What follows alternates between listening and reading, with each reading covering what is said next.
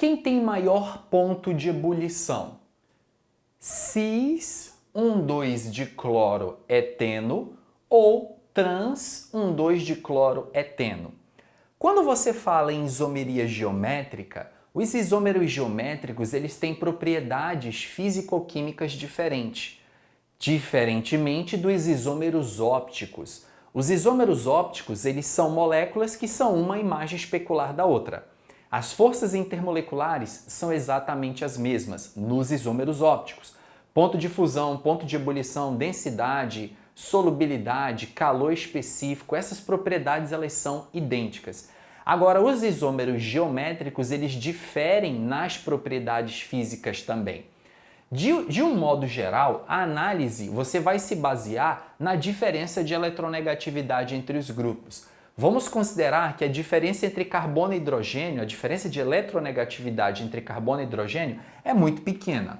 Considerando que o cloro é um elemento mais eletronegativo que o carbono, o cloro vai puxar o par de elétrons para ele nessa direção e nesse sentido.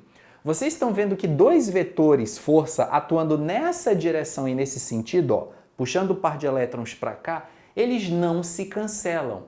Se essas forças não se cancelam, isso significa que o momento dipolo resultante dessa molécula é diferente de zero.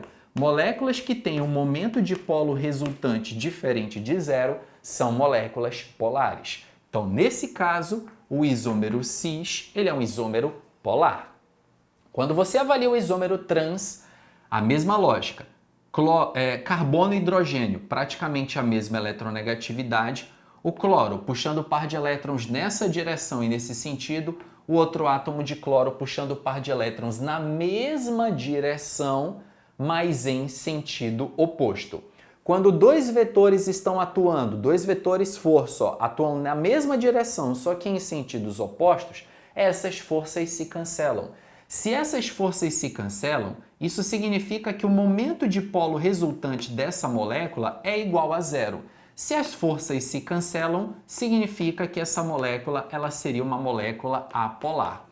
Como o isômero cis é o isômero polar e quanto maior a polaridade, maior o ponto de ebulição, logo, quem tem o maior ponto de ebulição é o isômero cis.